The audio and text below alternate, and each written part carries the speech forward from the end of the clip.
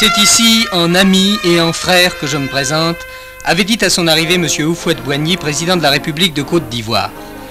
Parole que devait confirmer et son geste de piété devant la tombe du soldat inconnu et ses entretiens avec le général de Gaulle. La visite de M. Houphouët-Boigny à Paris devait être le prétexte à une grande réception à l'Élysée, à laquelle assistait le monde de la politique et de la diplomatie.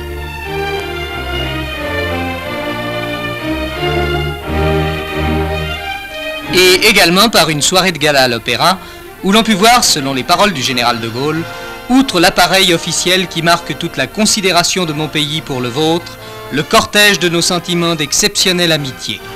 Mais la définition de la République de Côte d'Ivoire n'est-elle pas d'être un symbole de la Nouvelle-Afrique, ami de la France? Au Vatican, une autre visite a fait quelques bruits. Celle que le roi Baudouin et la reine Fabiola, accompagnés des membres du gouvernement belge, ont faite au pape Jean XXIII. On avait observé que pour cette circonstance, la cérémonie avait été allégée, porte ouverte aux suppositions. Le souverain pontife devait bientôt d'ailleurs les confirmer lui-même en annonçant la future naissance d'un héritier au trône de Belgique.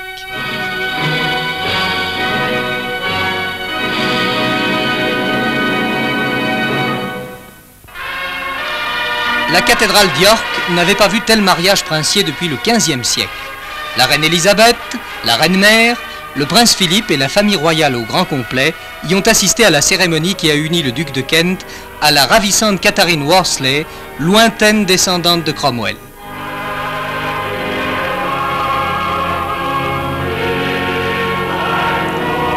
Voici donc celui qui fut l'enfant terrible de la famille royale, aujourd'hui âgé de 25 ans et capitaine des Royal Scotch Greys, parfaitement assagi et tout prêt à être bon époux en attendant d'être bon père.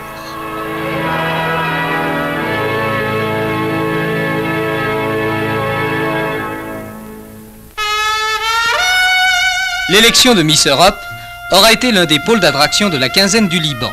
C'est à Beyrouth, en effet, qu'un jury éclectique eut à peser les avantages de 17 Miss européennes qui se disputaient le titre de Miss Europe. La blonde Isobel Dobson, qui défendait les couleurs de l'Angleterre, et la brune Yvette de Gremont, qui défendait celles de la France, ne manquaient sans doute pas d'arguments. Mais c'est l'Allemande Ingrun Möckel, 1,77 m, 90 cm de tour de poitrine, 58 de tour de taille et 19 printemps qui a enlevé le titre de Miss Europe. Les fusées de longue portée Atlas sont elles aussi des vedettes en leur genre. Il leur arrive en effet d'être capricieuses. C'est ainsi que l'armée de l'air US a vu à sa base de Vandenberg 1,5 million de dollars disparaître en fumée.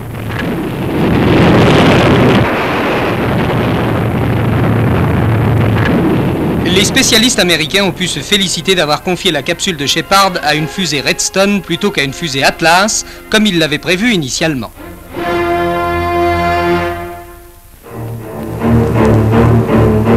La Bretagne bouge. La Bretagne des choux-fleurs, des pommes de terre et des artichauts. L'an dernier, il lui avait fallu, faute d'un prix sinon intéressant du moins possible, jeter des tonnes d'artichauts. Cette année, elle a bougé pour des pommes de terre qu'elle est amenée à vendre à perte. Il y a donc un problème de la Bretagne, mais il va plus loin que la pomme de terre et l'artichaut. Que sait-on de la Bretagne? Pour la plupart, la Bretagne est un beau pays un peu triste, un pays de landes et de genêts qu'ont chanté les romances populaires. Le pays des menhirs et des dolmens, cher aux amateurs d'antiquités celtiques. Un pays de côtes déchiquetées battues par une mer romantique, alors que dans les pâtures des grèves s'élève une race de chevaux particulièrement robuste, les seuls, dit-on, qui aient résisté à la retraite de Russie. Un pays encore de vieilles pierres où les remparts des cités et les tours des châteaux, qui racontent des histoires toujours tragiques, font pendant aux églises qui semblent voguer sur les prairies, où ruminent ces vaches blanches et noires qui ont leur place d'honneur au palmarès des bovins. De l'imagerie encore, les clochers ajourés, les calvaires aux 1000 personnages, les pardons, les binious et les coiffes. C'est cela la Bretagne pour beaucoup. Mais en vérité, ce n'est pas cela. La Bretagne est un problème national dont l'artichaut et la pomme de terre ne sont que des éléments symptomatiques. Tous ces villages aux noms en Caire, en Plou, en Loc se dépeuplent.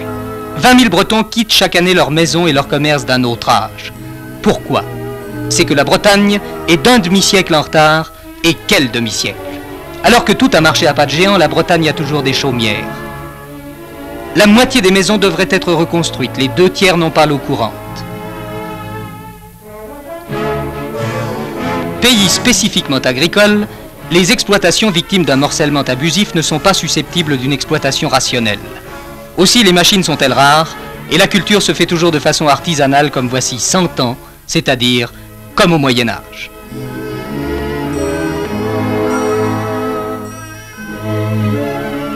Si les exploitations modernes se comptent, que dire de l'équipement général? Les routes sont mauvaises, plus mal entretenues que dans les autres contrées, par des cantonniers aussi archaïques qu'impuissants. Les canaux, embourbés, leurs écluses rouillées ne semblent plus utilisées. Et chose plus étonnante encore à notre siècle de vitesse, le train naît de la gare Montparnasse à la gare de Brest 2 minutes de plus qu'en 1935. Ajoutons que sur le réseau breton, la voie étroite tient tête à la voie normale avec tout ce que cela comporte de difficultés et de transbordements superflus. Sait-on aussi que le charbon se vend plus cher ici que dans le reste de la France? Alors, rien n'est désespéré sans doute et nous verrons prochainement les chances de la Bretagne. Mais c'est écriteau pour l'heure. Qui pourra-t-il intéresser?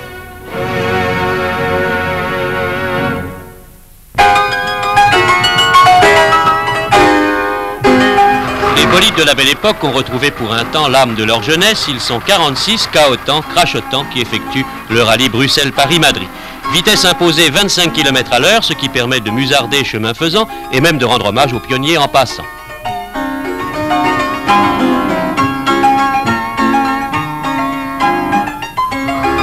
Sur les routes espagnoles, on a parfois dépassé le 100 à l'heure dans les descentes, pas par imprudence, mais parce qu'on ne pouvait pas faire autrement. Les freins, en effet, étaient tous un peu atteints de rhumatisme. Madrid, tout le monde descend. Il y a presque autant de monde sur le parcours qu'aux 24 heures du Mans. C'est une Renault 1900 qui a joué les Ferrari de la belle époque en remportant l'épreuve, mais laissons-la souffler un peu, elle en a bien besoin à son âge.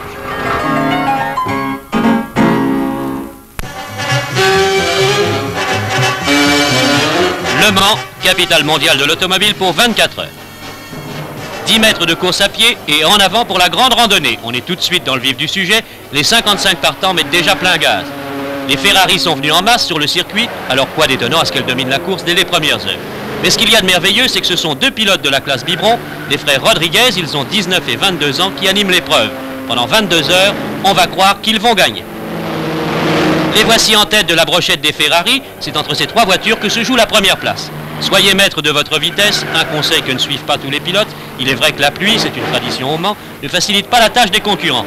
Plusieurs voitures vont dans le décor, les blessés vont s'en tirer sans trop de mal après quelques jours d'hôpital.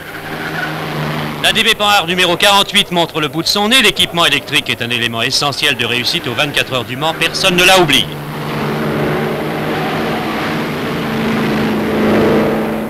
On ne peut pas tourner 24 heures sans ravitailler, ce qui n'a pas empêché certains pilotes imprévoyants, Ginter et Von Trips, de tomber en panne d'essence, c'est vraiment le comble. Et pendant ce temps, 5 petites voitures françaises sur 6 au départ, les DB Panhard grignotent les kilomètres à près de 150 de moyenne. C'est encore plus extraordinaire que la victoire des Ferrari.